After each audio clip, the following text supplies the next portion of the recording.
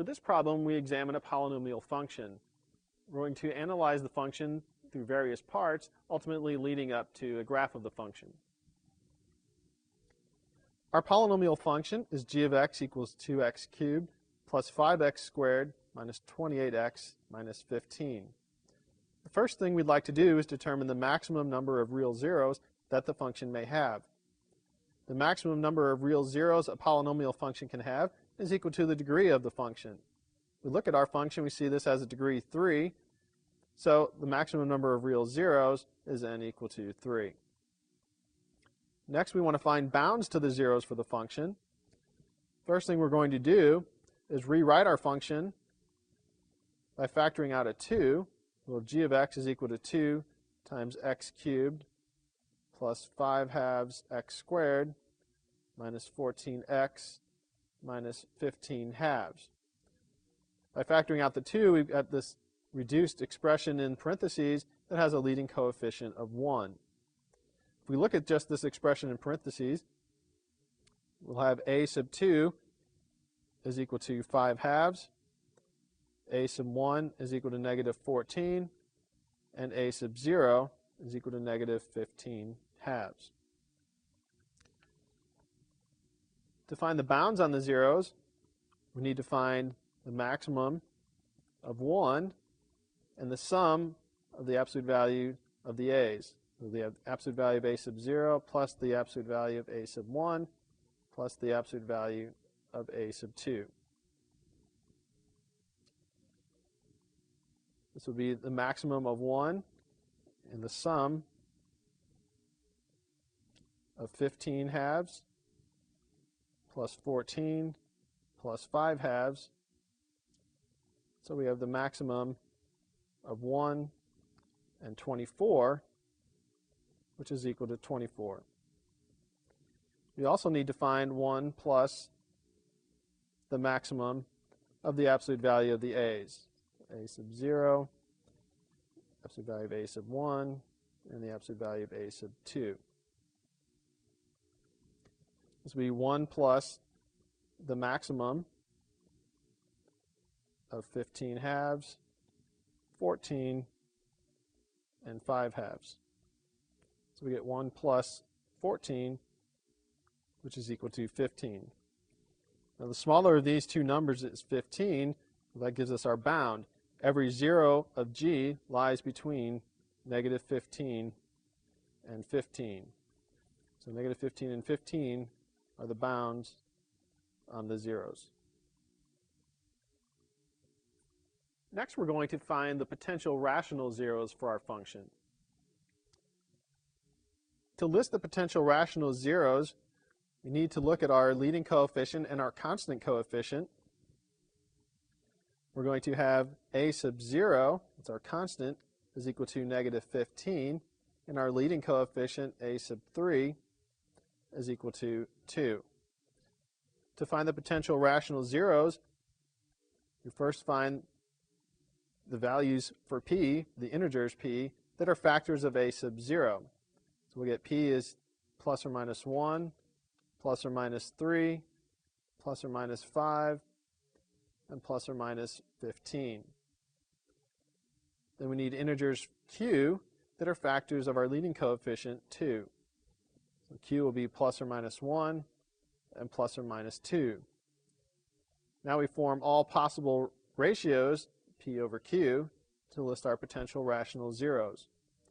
Look at all possible ratios. We'll get this ratio p over q will be plus or minus 1/2, plus or minus 1, plus or minus 3 halves, plus or minus 5 halves, plus or minus 3, plus or minus 5, plus or minus 15 halves, and finally plus or minus 15. So if our function g has a rational zero, it must be one of these 16 that we've listed here.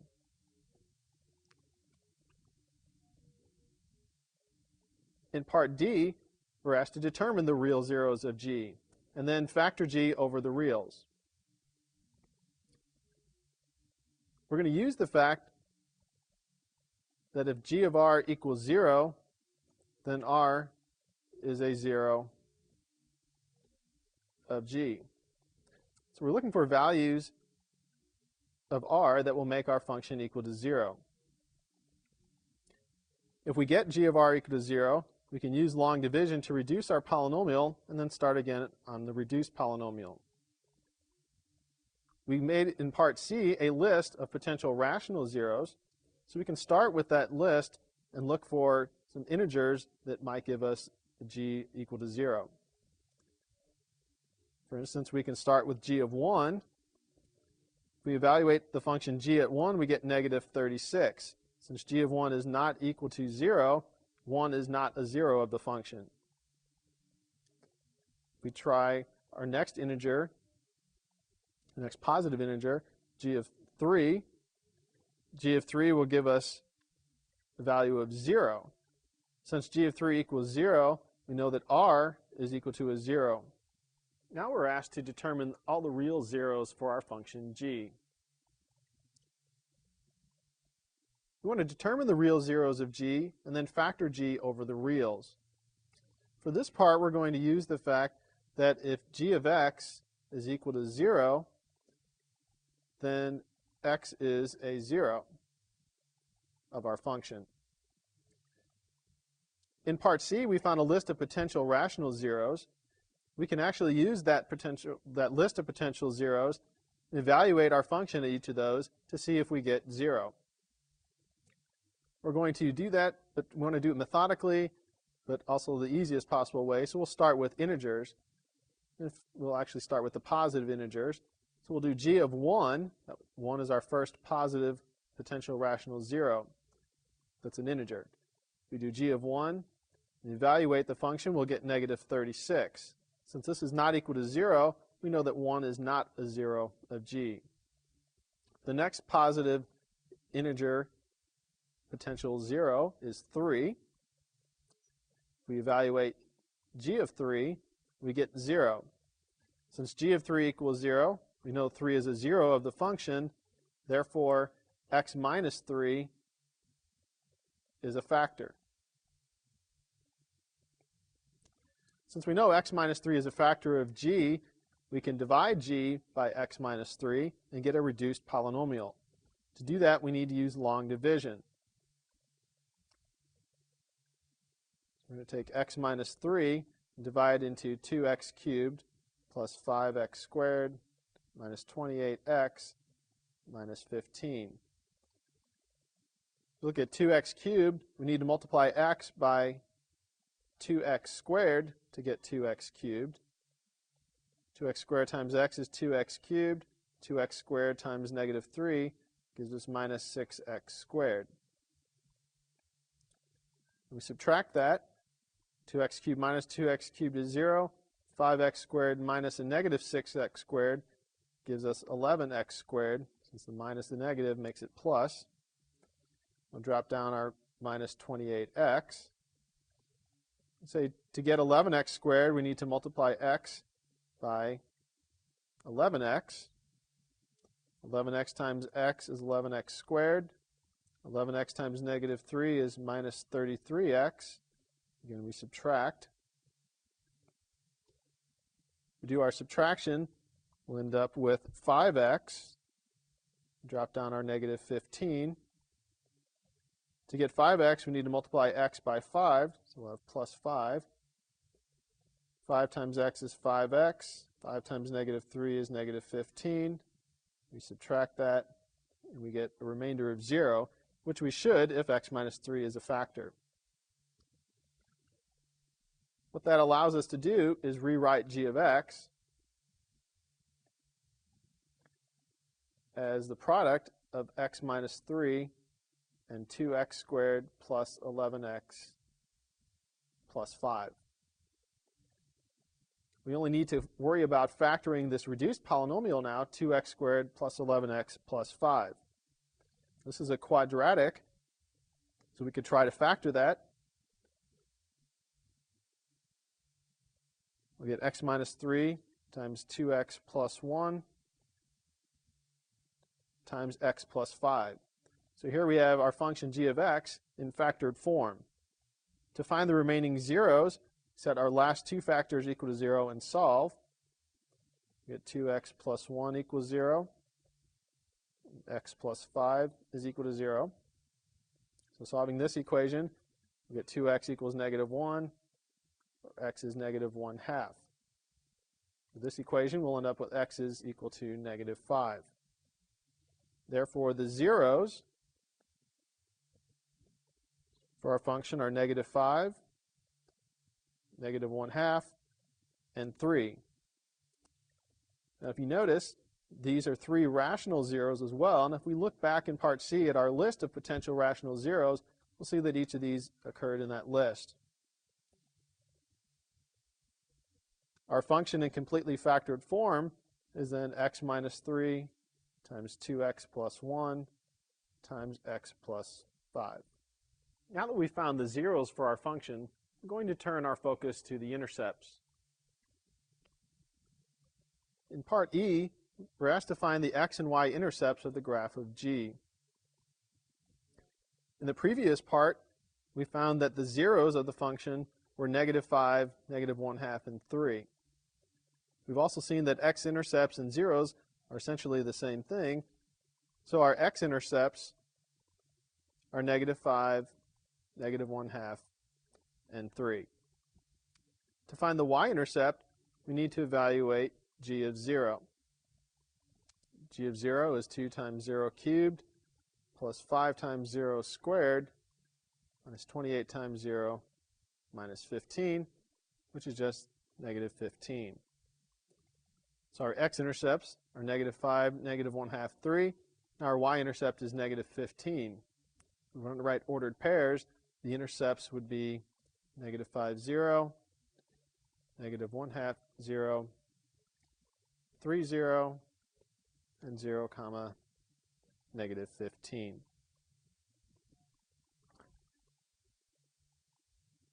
Next, we're going to determine whether the graph crosses or touches the x-axis at each x-intercept. If we list our intercepts, we had negative 5, negative 1/2, and 3. And we're interested in the behavior of the graph at each of those x-intercepts. Now, whether the graph crosses or touches at an x-intercept is determined by the multiplicity. We factored g of x as x minus 3 times 2x plus 1 times x plus 5. If we look at the exponent in each of these factors, we see that the exponents are all 1, which is an odd number. Each of these factors gives us one of our x-intercepts. The negative 5 comes from the factor x plus 5. The negative 1/2 comes from the factor 2x plus 1. And the 3 comes from the factor x minus 3. Since each of these factors has an odd power, the multiplicity is odd. And the behavior for an odd multiplicity is that the graph will cross at each of these x-intercepts. Had the multiplicity been even, the graph would have just touched the x-axis at the x-intercept. But each one of these had an odd multiplicity, so the graph will cross at each one. In Part G, we're looking for the power function that the graph resembles for large values of the absolute value of x. The power function is given by the term with the highest power of x. In this case, we get y is equal to 2x cubed. It's the term in our function with the highest power of x. So the graph of g will resemble the graph of 2x cubed for large values of the absolute value of x. We're just about ready to sketch the graph of our function. Before we do sketch the graph, we'd like to look at the behavior of the function near each x-intercept.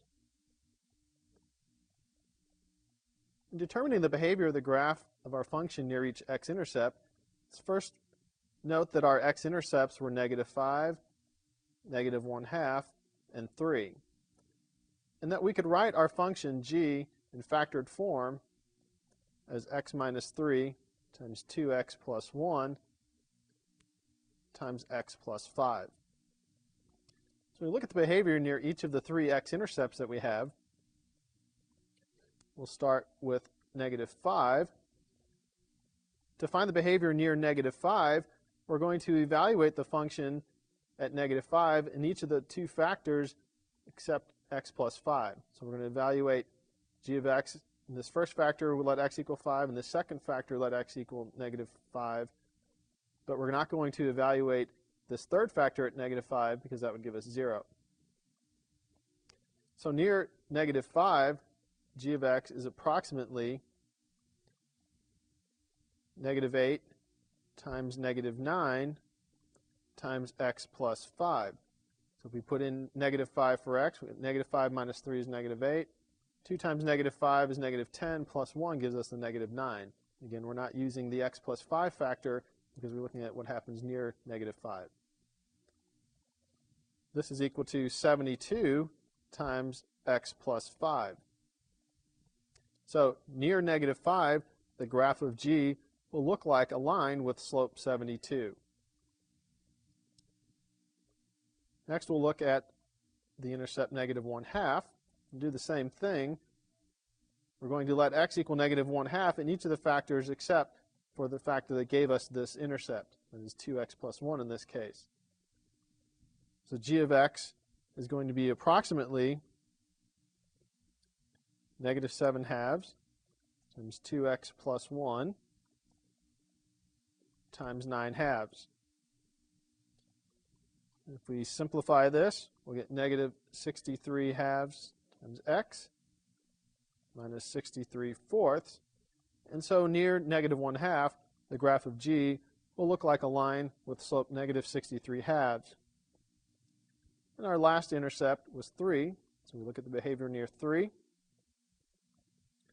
Following the same procedure, we're going to let x equal 3 in the two factors that did not give us this x-intercept. So g of x will be roughly x minus 3 times 7 times 8, which is equal to 56 times x minus 3. So near 3, the graph of g will look like a line with slope 56. The last part asks us to put all the information we've just obtained together so that we can get a graph of g. If we put all that information together, we get this graph for our function g.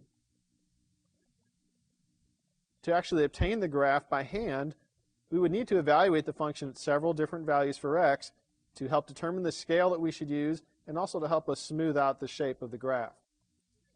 If we look at the graph, we notice our x-intercepts. We had negative 5, we had positive 3, and we had negative 1/2. Those are our x-intercepts. And we had a y-intercept of negative 5. Notice also that we said at each of the x-intercepts that the graph would cross the x-axis there. And we see that that's exactly what's happening. At negative 5, negative 1/2, and 3, the graph crosses the x-axis. For our power function, we said that g of x would look like the graph of y equals 2x cubed for large values of the absolute value of x. We know that this is a cubic polynomial. The left end goes down, the right side goes up. And so this is in keeping with our power function 2x cubed. Some additional points would help smooth this out. We see our scale is from negative 6 to 6 along the x-axis and from negative 60 to 60 along the y-axis to give us a pretty good picture of what our function looks like.